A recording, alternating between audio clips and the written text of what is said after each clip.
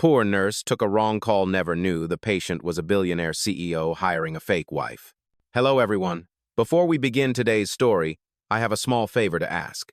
Please hit subscribe and turn on the notification bell so you never miss our channel's new videos. It is quick, free, and the best way to support us in bringing you more dramatic stories. Your support truly means the world to us. Where are you watching from? Drop your city or country in the comments below. Thank you very much. Now, let us get back to our main character. It was past midnight in downtown Chicago. The fluorescent lights of Westbridge Hospital buzzed softly as Anna Monroe, a young nurse finishing her double shift, rubbed her tired eyes. Her scrubs smelled faintly of antiseptic and coffee. She had been on her feet for 16 hours straight, covering for a sick colleague, and all she could think about was the broken heater in her apartment and the rent due tomorrow. Just as she was clocking out, her phone buzzed with a private number. She frowned, hesitated, then answered. "Hello," she whispered. A calm male voice came through the line. "Is this Nurse Anna Monroe?" "Yes, speaking." "I need you at once," the voice said. "The patient is at 2200 North Lakeshore Drive, penthouse floor. Bring your medical kit." Before she could ask who was calling, the line went dead. Her pulse quickened. The address sounded familiar, too familiar. Was it one of the private clients the hospital sometimes covered for emergency concierge care? She checked the time. 12:27 a.m. It was crazy, but the tone of that voice had carried authority and urgency. Maybe it was a critical patient. Maybe someone's life depended on her. 20 minutes later, she was driving through the empty streets, wind whipping against her old Honda. The GPS led her to a towering glass building overlooking Lake Michigan. The guard at the gate let her in the moment she said her name, which only deepened her confusion. The elevator hummed silently as it carried her to the top floor. When the doors opened, she stepped into a vast penthouse wrapped in dim golden light. A man in a tailored suit sat on a sofa near the window, half-shadowed, his wrist wrapped in a bandage. He looked pale, exhausted, but far too composed to be a patient. "Mr. Hale?" Anna asked carefully, clutching her bag. He looked up. His eyes were a piercing gray, cold yet magnetic. "You came," he said, his voice deep and even. "Good. Sit down. We have something to discuss." "I was told this was a medical emergency," she said, still standing. "In a way," he replied, "but not the kind you think." She froze. The man before her was Grant Hale, the youngest pharmaceutical billionaire in Chicago, a name she had only seen on magazines stacked in the hospital lobby. She had treated patients who could not afford cough medicine, and now she stood in front of the man who owned half the companies that made them. "I am sorry," she said quickly. "There must be a mistake. I thought someone was hurt." Grant's expression did not change. "Someone is. Me." He rose to his feet, tall and steady despite the bandaged wrist. "My company's board demands I appear married before the next shareholders vote. My reputation has taken too many hits from the media. I need stability, at least the illusion of it." Anna blinked, unable to process what she was hearing. "You need what?" "A wife," he said simply. "A temporary one. 6 months. A contract marriage. You will be compensated more than you can make in 5 years of hospital shifts." The air in the room seemed to stop moving. The rain outside pressed against the glass, cold and relentless. "This is absurd," Anna murmured. Grant tilted his head slightly. "So is working 16-hour shifts for people who will never remember your name. At least this way, you can pay your debts, fix your apartment, and help your mother with her medical bills. You are not selling yourself, Miss Monroe. You are agreeing to a partnership, professional, legal, and temporary." Anna's throat tightened. Every instinct told her to leave, yet her mind replayed the overdue notices stacked on her kitchen counter and the prescription refill she had been delaying for her mother's heart medication. She whispered, "Why me?" Grant's eyes softened just enough to betray a flicker of humanity. "Because you answered a call no one else did." The silence between them felt electric, suspended in something neither could name. Anna looked down at her trembling hands, then at the man whose world was built on rules and contracts. Outside, lightning flashed across the lake, and in that fleeting moment, she realized this single wrong call might change her life forever. The following morning, sunlight broke through the thin curtains of Anna's apartment, painting pale stripes across the worn floor. She sat at her small kitchen table, staring at the untouched cup of coffee that had already gone cold. The events of last night replayed in her head like a scene from a movie she could not quite believe. The billionaire CEO, Grant Hale, had asked her to marry him on paper, at least. A 6-month contract, a fake marriage, and in return enough money to save her family from drowning in debt. Her rent was overdue. Her mother's hospital bills had piled up in a drawer she could no longer open without trembling. The choice sounded insane, yet strangely practical. She whispered to herself, "You cannot be serious, Anna." But her voice cracked under the weight of desperation. Her phone buzzed. A new message. Grant Hale. "You have 24 hours to decide. 10 a.m. tomorrow. Same address." She stared at the screen until the letters blurred. No apology, no persuasion, just a deadline. The kind of message a man like him would send. Cold, efficient, final. That night she barely slept. She packed her bills into a folder, looked at her reflection in the cracked bathroom mirror, and tried to see a version of herself that could walk into a billionaire's penthouse and negotiate her own future. When dawn came, she tied her hair into a neat bun, put on her cleanest uniform, and took the train downtown. The building looked even more intimidating in daylight. Its mirrored walls rose into the sky, reflecting the city's morning haze. The receptionist recognized her immediately. "Mr. Hale is expecting you, Miss Monroe." Inside the penthouse, Grant stood by the window, phone in hand, his posture precise. He turned as she entered. "You came back," he said evenly. "That means you are considering the offer." Anna hesitated. "I am here for clarification." "Good," he replied. "You deserve to know the terms." He handed her a folder. Inside, neat lines of legal text outlined every boundary. 1, 6 months. 2, appear at 5 public events as his wife. 3, maintain discretion with media. 4, no personal interference in his business. 5, separation clause upon completion. And, he added quietly, you will live here for the duration. Appearances matter. Anna's heart thudded painfully. "So I move in, pretend to be your wife, smile for photographs, and when 6 months end, I disappear?" "Exactly," he said. "You get paid. I get peace." Her voice trembled. "Why me, Mr. Hale? You could hire an actress, a model, anyone." Grant studied her for a long moment. "Because you are real, and because last night you showed up when no one else did." The words lingered in the air. Anna looked at him, at the man whose life revolved around control, whose voice never rose above calm command, and saw a shadow of loneliness behind the professionalism. She took a slow breath. "What if I say yes?" "Then we sign the contract right now," he said, pulling out a sleek pen. "And your life changes today." Her fingers brushed the paper. Her pulse roared in her ears. 6 months pretending to love a stranger, or a lifetime of drowning in unpaid bills. There was no middle ground. Finally, she lifted her chin. "All right, Mr. Hale, I will do it." For the first time, his expression softened. "Then welcome to the arrangement, Mrs. Hale." The title hit her like a wave, strange, heavy, and unreal. As she left the penthouse with the signed contract clutched to her chest, the city outside looked different. The streets buzzed, the air felt sharper, and for the first time in years, she could almost breathe. But deep inside, a quiet voice whispered a warning. Every deal has a cost, and Anna had just agreed to one she could not yet understand. 2 days later, Anna arrived at the penthouse again, this time not as a visitor but as Mrs. Hale by contract. A private driver had picked her up from her small apartment, where her landlord stood in the hallway, staring in disbelief at the luxury car waiting below. She carried only one suitcase, half full of scrubs, the other half with hope and fear carefully folded together. When the elevator doors opened, Grant was already waiting. He looked immaculate in a charcoal suit, every movement controlled, precise. "Good morning, Mrs. Hale," he said, his tone smooth but distant. "Let us begin." Anna followed him into the study where a lawyer sat with a briefcase and 2 copies of the contract. Grant gestured toward the chair opposite him. "We will go through the final terms together." The lawyer read each clause aloud. Clause 1. The marriage will remain valid for 6 months. Clause 2. Both parties will live together and appear as husband and wife at social functions. Clause 3. Emotional involvement is strictly prohibited. Clause 4. Any breach of confidentiality results in termination of payment. Clause 5. A divorce will be filed immediately after completion, with no further obligations. Grant signed first, his handwriting bold and sharp. Then he passed the pen to her.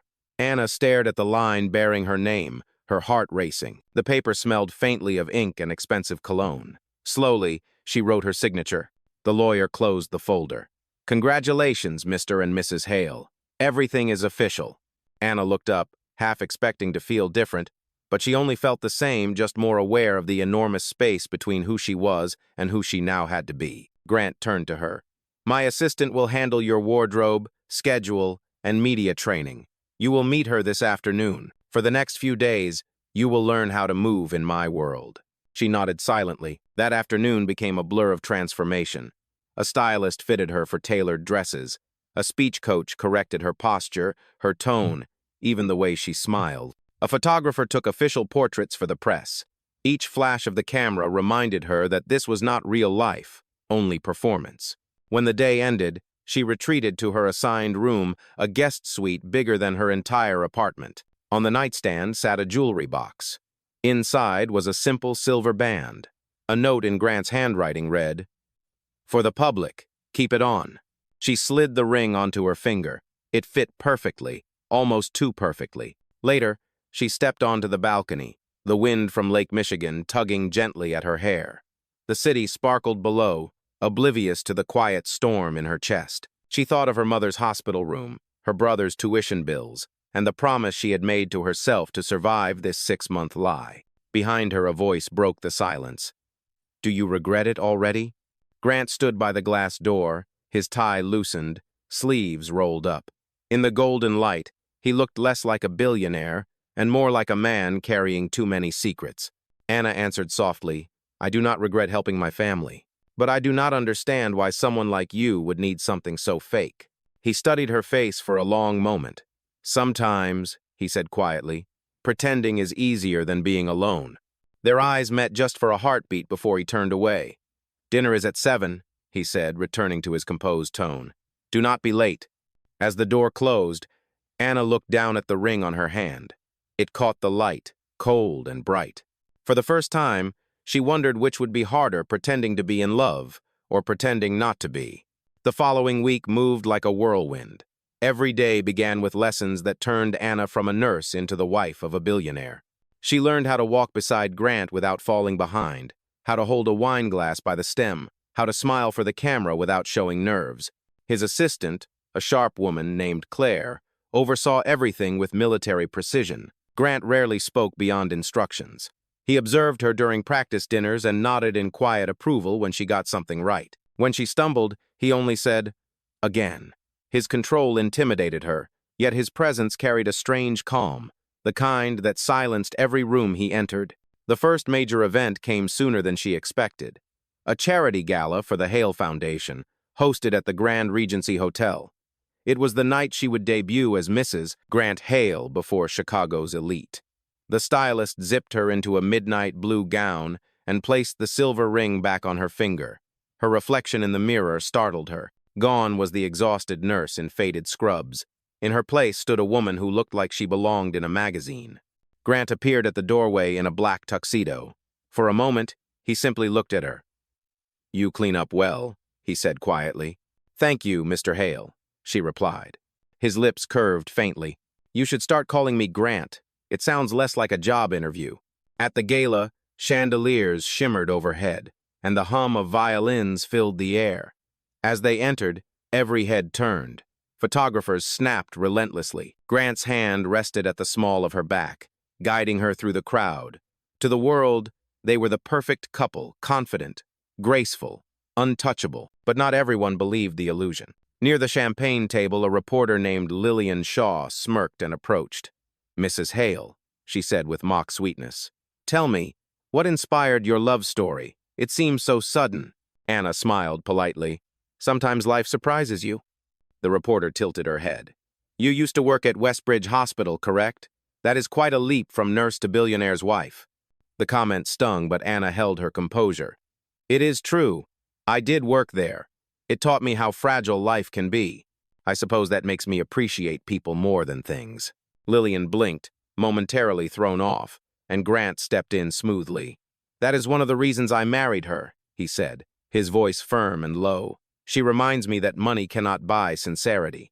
The crowd nearby grew quiet, impressed by his words. Anna turned to him, startled, and for a moment their eyes met. Something genuine flickered there, brief but undeniable. Hours later, when the gala ended, they rode home in silence. The city lights passed through the car windows, painting fleeting patterns across his face. "Why did you say that?" she finally asked. "About sincerity." Grant kept his gaze on the road. "Because it was true. That was not part of the act." "No," he said, "it was not." Back at the penthouse, she removed her earrings and stared at her reflection again. Her heart still raced from the attention, the applause, and the warmth in Grant's tone when he had said her name. From the hallway, she heard his voice low, almost unreadable. "You did well tonight, Anna." She turned toward the sound, but saw only his shadow as he disappeared into his study. The door clicked shut. Anna touched the silver ring on her finger. Somewhere between pretending and surviving, the line between real and fake had begun to blur, and she was no longer sure which side she wanted to stand on. The next few weeks passed in a blur of events, photographs, and carefully rehearsed smiles. Anna followed every rule of the contract, appearing beside Grant at board dinners, charity luncheons, and interviews. On the surface, everything looked perfect. Behind closed doors, the silence between them grew heavier with every passing day. One morning, Claire entered Anna's room holding a garment bag and a clipboard. "You will accompany Mr. Hale to the Hale Biotech press conference this afternoon," she said crisply. "Remember, the press will be there. Stand tall, smile, and do not answer any personal questions." Anna nodded. She was getting used to this routine, put on the dress, memorize the talking points, and smile beside a man who spoke to her more like a colleague than a husband. Yet something inside her had started to shift. Beneath the polished exterior, she had begun to see moments of quiet exhaustion in Grant, small cracks in the armor of the man everyone feared. That afternoon, as flashbulbs exploded across the stage, Grant announced a new charity program for medical scholarships. It should have been a flawless event, but halfway through, a reporter shouted a question from the back row. "Mr. Hale, there are rumors that your marriage is fake. Is it true your wife is just a nurse hired for publicity?" The room erupted in whispers. Cameras turned toward Anna. Her breath caught in her throat. Grant froze for a fraction of a second, then stepped forward, his jaw tightening. "My wife deserves respect," he said evenly.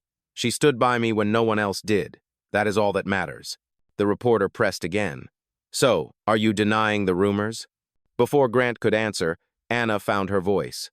"I did not marry him for money," she said, her voice calm but firm. "I married him because he asked me to stand beside him, and that is what I am doing." The room fell silent. For a moment, even Grant looked surprised. Then he nodded slightly, signaling the end of the conference. As soon as they left the stage, he turned to her. "You handled that well," he said quietly. "I only told the truth," she replied. "The truth is dangerous," he murmured almost to himself. Later that evening, back at the penthouse, the tension lingered. Grant poured himself a glass of scotch and stared out at the city lights. "You did not have to defend me," he said. Anna crossed her arms. "I was not defending you. I was defending myself." He turned to face her, his expression unreadable. "You are learning quickly, Mrs. Hale."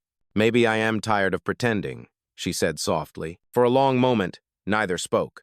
The hum of the city filled the silence between them. Finally, Grant set down his glass. "Tomorrow night there is a charity gala at the museum. It will be our biggest appearance yet. I need you to be flawless." Anna met his gaze. "And what do you need to be, Mr. Hale?" The question hung in the air. He looked away, a flicker of something pain, maybe regret crossing his face. "Presentable," he said simply, and walked out of the room. Anna stood there, staring at the closed door, her heart pounding. She had agreed to a contract built on lies, yet every word they spoke now carried too much truth. Somewhere between the cameras and the signatures, she had started to care. And caring, she realized, had never been part of the deal. The night of the museum gala arrived with a cold drizzle that glazed the streets in silver. Inside the penthouse, Anna fastened the clasp of her mother's simple necklace, the only thing she had brought from her old life. The mirror reflected a woman she barely recognized, elegant, calm, and composed, yet beneath the surface her pulse trembled like a drum. Grant waited by the door in a tailored black suit, his tie perfectly straight. "Ready?" he asked. "As I will ever be," she replied. The ride to the museum was quiet. The rain traced long lines down the tinted windows, the city's glow blurring outside like a half-remembered dream. When they arrived, photographers swarmed instantly. Flash after flash lit the night sky. Grant's hand found her waist, steady and sure, guiding her through the chaos. Inside, the gala shimmered with wealth. Crystal chandeliers reflected golden light over marble floors, and laughter mingled with the clinking of glasses. Anna smiled politely as introductions flowed: board members, investors, socialites. She felt the weight of every stare, every whisper that followed their steps. After an hour of polite conversation, Grant led her toward a quieter wing of the museum, where dim lights glowed over an exhibit of classical art. He stopped before a large painting, a woman standing by a window, her expression unreadable.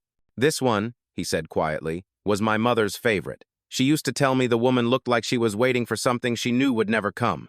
Anna looked at him, surprised by the softness in his tone. "You sound like you miss her." He nodded. "I do. She passed before I built any of this." His gaze swept over the gala beyond the glass. "I thought success would fill the silence. It did not." Something in his voice cracked through the careful distance between them. For the first time, Anna saw not the CEO, but a man who had spent too long alone. She whispered, "You do not have to keep pretending you are fine all the time." Grant gave a small, tired smile. "You should take your own advice." They stood there, side by side, surrounded by portraits of strangers who looked more alive than either of them. The silence was fragile, comforting in its own way. Later that night, after the speeches and applause, they drove home without words. When they reached the penthouse, Grant lingered in the doorway of her room. His voice was low, hesitant. "Thank you for tonight. You made them believe." Anna met his eyes. "And you?" He blinked, caught off guard. "What do you mean?" "Did you believe it?" she asked. For a long moment he said nothing. Then he exhaled. "I wanted to." He turned to leave, but she caught his sleeve. "Grant," she said softly, "whatever this arrangement is, you do not have to keep pretending with me." He looked down at her hand on his arm, then back at her face. "You are making this complicated." "Maybe it already was," she replied. He pulled away gently, as if afraid that staying another second would make him forget every rule he had written. The door clicked behind him, leaving Anna alone in the soft hush of the penthouse. She sat on the edge of the bed, the sound of rain filling the quiet. The contract forbade emotion, but her heart no longer cared about rules written in ink. Somewhere between their staged smiles and shared silences, something real had begun to take shape. And though neither of them had said it aloud, both knew that pretending was no longer the hardest part. It was the feeling that had stopped being pretend. The morning after the gala began quietly, but by noon, the illusion shattered. Anna was making tea in the kitchen when her phone buzzed with an alert. Her name filled the news headlines. Billionaire Grant Hale's marriage, exposed as contract deal.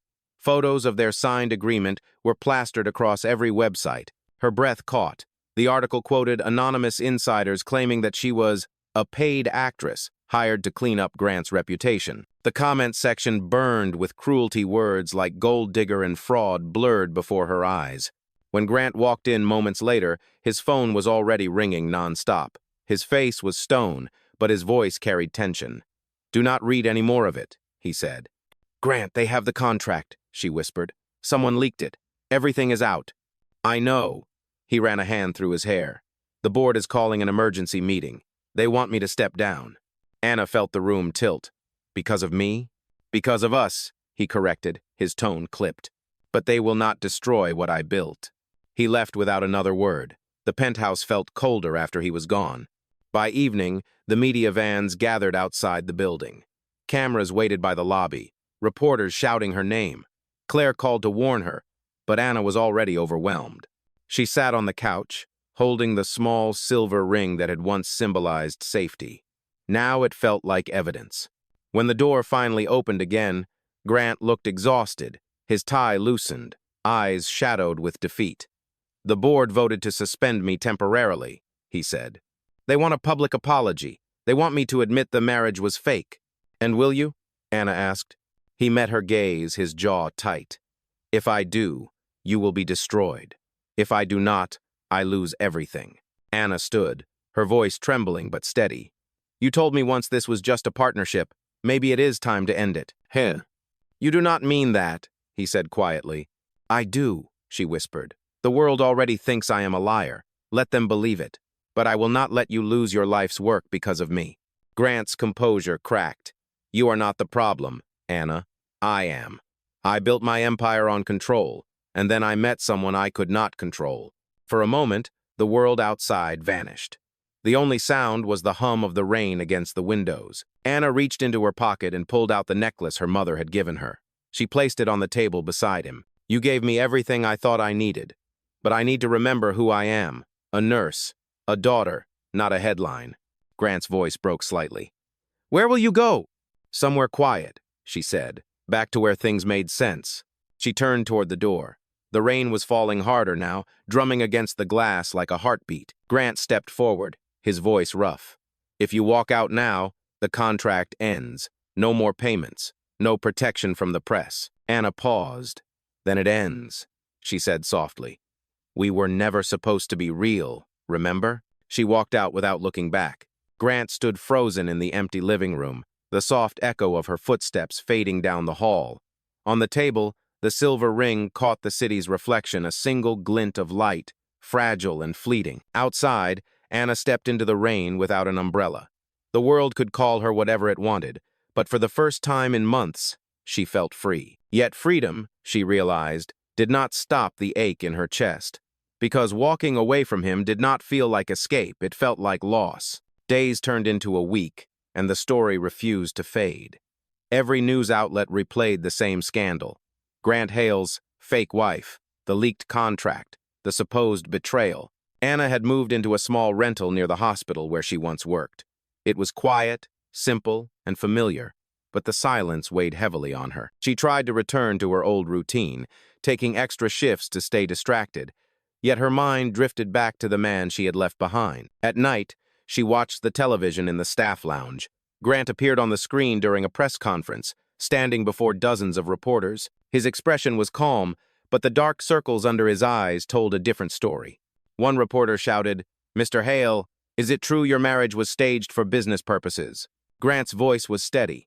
"There was a contract," he said, "but what began as an arrangement changed. The woman you are calling a fraud is the reason I am standing here. She reminded me that integrity is not found in status or wealth, but in courage. If anyone deserves an apology, it is her." The room fell silent. The clip ended, but Anna could not move. Her heart pounded as if hearing his words had reopened something she thought was closed. 2 days later, she received a letter delivered by courier. Inside was her necklace, polished and repaired the clasp that had once been broken, now replaced with a piece of white gold. Beneath it was a single handwritten note. "If love is real, the contract never ends. G.H." Anna sat at her desk, the letter trembling in her hands. She did not know whether to cry or smile. That same evening, she was leaving the hospital after a long shift when she noticed the commotion outside. Cameras, lights, and a familiar black car parked near the entrance. Grant was standing there, soaked from the rain, holding an umbrella in one hand and a small velvet box in the other. She froze. "Grant, what are you doing here?" He took a step closer. "Finishing what I should have started months ago." "You should not be here," she said softly. "The reporters—" "Let them see," he interrupted. "For once, I do not care what they say." He opened the velvet box. Inside was the same silver ring she had left behind, now reset with a small diamond. This time, no contracts, no conditions, only truth. Tears blurred her vision. "Grant, you do not have to fix this." He shook his head. "You fixed me, Anna. You made me remember what matters. I lost everything the moment I let you walk away." For a moment, she could not speak. Rain poured around them, soaking her scrubs and his suit. People gathered at a distance, watching, phones raised, but the world felt far away. Finally, Anna whispered, "You really want to do this? In front of everyone?" Grant smiled faintly. "I want to do this in front of the world that thought what we had was fake." He dropped to one knee on the wet pavement. "Anna Monroe, will you marry me for real this time?" The crowd gasped. The flash of cameras filled the night. Anna's voice trembled as she answered, "Yes, for real." Grant rose and placed the ring on her finger. The world around them erupted in applause, but for both of them, everything went silent except the rhythm of rain and heartbeats. In that moment, the contract that once defined them was gone. replaced by something far stronger, something no leak or scandal could destroy. Grant whispered against her ear, "Welcome home, Mrs. Hale, for good this time." Ugh. The following months unfolded like a quiet miracle. The scandal that had once dominated headlines slowly disappeared, replaced by a new story, From Contract to Commitment, the redemption of Grant and Anna Hale. The world moved on, but for them, life had just begun. Anna kept working part-time at the hospital even after moving back into the penthouse. Grant protested at first, but she smiled and told him, "It keeps me grounded." He eventually stopped arguing and instead began picking her up after shifts, waiting by the hospital entrance with a thermos of coffee. The nurses would whisper excitedly every time his car appeared, calling her Mrs. Hale, with teasing smiles. Inside their home, the walls no longer echoed with silence. The once sterile penthouse was now filled with music, the scent of home-cooked meals, and laughter that neither of them had known how to make before. Anna hung her mother's repaired necklace on the wall above the fireplace, next to a framed photo from their real wedding, a small ceremony held at a rooftop garden overlooking Lake Michigan. Only a handful of friends and hospital colleagues had attended, but to both of them, it felt like the world had stopped just long enough to witness it. One evening, Grant found her sitting on the balcony, a blanket around her shoulders, watching the city lights below. He joined her, setting 2 cups of tea on the small table. "You never stop working," he said with a half smile. "And you never stop worrying," she replied. "That is what happens when you marry a nurse," he teased. She turned toward him, the wind gently lifting her hair. "Do you ever regret it? The chaos, the scandal, all the noise that came with me?" Grant shook his head. "Not for a single second. That chaos was the first real thing that ever happened to me." Ugh. He reached into his pocket and pulled out an envelope. Inside was a document, an official certificate transferring a portion of his company's shares to a new foundation, the Monroe Hale Trust, dedicated to providing medical scholarships for underprivileged nursing students. Anna covered her mouth in shock. "Grant, this is too much." "It is not charity," he said softly. "It is legacy. You once told me you wanted to make a difference. Now we both will."